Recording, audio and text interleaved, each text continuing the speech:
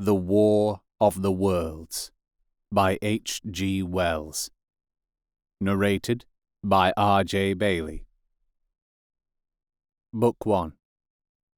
The Coming of the Martians. Chapter 13. How I Fell In with the Curate.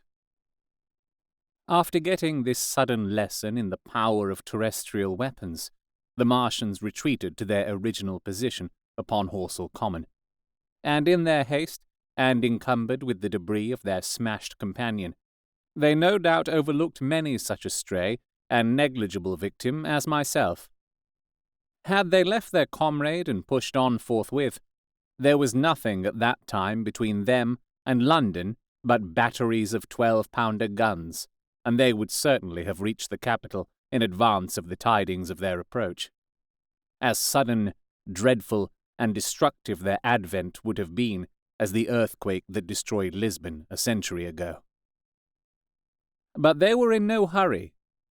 Cylinder followed cylinder on its interplanetary flight. Every 24 hours brought them reinforcement. And meanwhile, the military and naval authorities, now fully alive to the tremendous power of their antagonists, worked with furious energy. Every minute, a fresh gun came into position, until, before twilight, every copse, every row of suburban villas on the hilly slopes about Kingston and Richmond, masked an expectant black muzzle. And through the charred and desolated area, perhaps 20 square miles altogether, that encircled the Martian encampment on Horsell Common, through charred and ruined villages among the green trees, through the blackened and smoking arcades that had been but a day ago pine spinneys, crawled the devoted scouts with the heliographs that were presently to warn the gunners of the Martian approach. But the Martians now understood our command of artillery and the danger of human proximity, and not a man ventured within a mile of either cylinder, save at the price of his life. It would seem that these giants spent the earlier part of the afternoon in going to and fro, transferring everything from the second and third cylinders, the second in Addlestone Golf Links and the third in Perford, to their original pit on Horsell Common. Over that, above the blackened heather and ruined buildings that stretched far and wide, stood one as sentinel, while the rest abandoned their vast fighting machines and descended into the pit. They were hard at work there far into the night, and the towering pillar of dense green smoke that rose therefrom could be seen from the hills about Merrow, and even, it is said, from Banstead and Epsom Downs. And while the Martians behind me were thus preparing for their next sally, and in front of me humanity gathered for the battle, I made my way with infinite pains and labour from the fire and smoke of burning Weybridge towards London. I saw an abandoned boat, very small and remote, drifting downstream, and throwing off the most of my sodden clothes, I went after it, gained it, and so escaped out of that destruction. There were no oars in the boat, but I contrived to paddle, as well as my parboiled hands would allow, down the river towards Halliford and Walton, going very tediously, and continually looking behind me, as you may well understand. I followed the river, because I considered that the water gave me my best chance of escape, should these giants return. The hot water from the Martians' overthrow drifted downstream with me, so that for the best part of a mile I could see little of either bank. Once, however, I made out a string of black figures hurrying across the meadows from the direction of Weybridge. Halliford, it seemed, was deserted, and several of the houses facing the river were on fire. It was strange to see the place quite tranquil, quite desolate under the hot blue sky, with the smoke and little threads of flame going straight up into the heat of the afternoon. Never before had I seen houses burning without the accompaniment of an obstructive crowd. A little farther on, the dry reeds up the bank were smoking and glowing, and a line of fire inland was marching steadily across a late field of hay. For a long time I drifted, so painful and weary was I after the violence I had been through, and so intense the heat upon the water. Then my fears got the better of me again, and I resumed my paddling. The sun scorched my bare back. At last, as the bridge at Walton was coming into sight round the bend, my fever and faintness overcame my fears, and I landed on the Middlesex bank and lay down, deadly sick, amid the long grass. I suppose the time was then about 4 or 5 o'clock.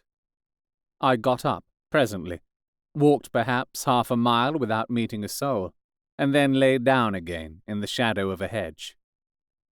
I seem to remember talking, wonderingly, to myself during that last spurt. I was also very thirsty, and bitterly regretful I had drunk no more water.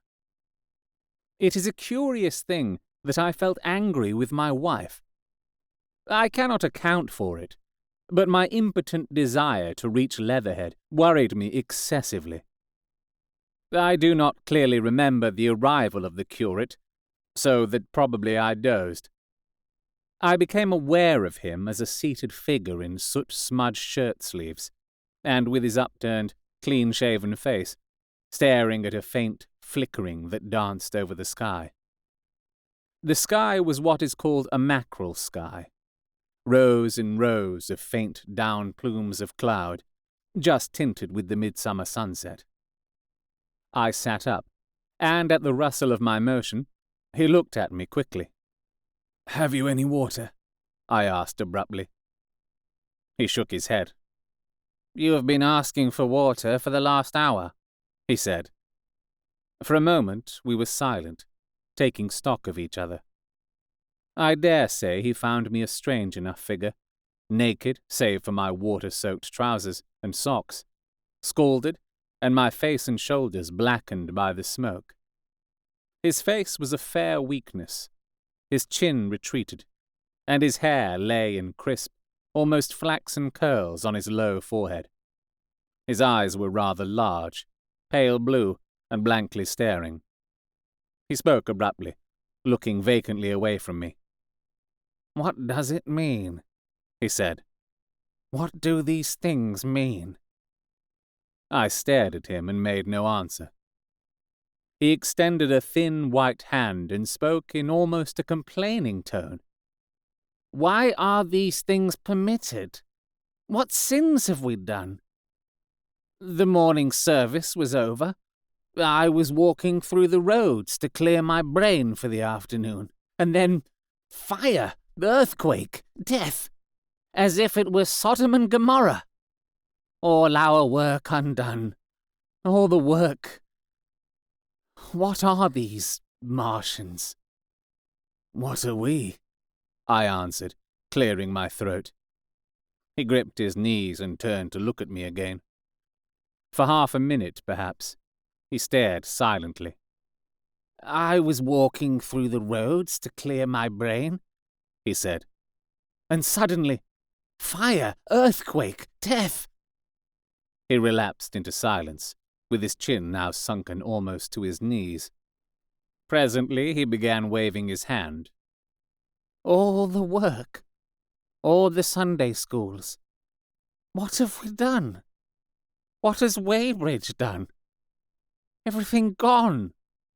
Everything destroyed. The church! We rebuilt it only 3 years ago. Gone, swept out of existence. Why?" Another pause, and he broke out again like one demented. "The smoke of her burning goeth up for ever and ever," he shouted. His eyes flamed, and he pointed a lean finger in the direction of Weybridge. By this time, I was beginning to take his measure. The tremendous tragedy in which he had been involved, it was evident he was a fugitive from Weybridge, had driven him to the very verge of his reason. "Are we far from Sunbury?" I said, in a matter-of-fact tone. "What are we to do?" he asked. "Are these creatures everywhere? Has the earth been given over to them? Are we far from Sunbury? Only this morning I officiated at early celebration.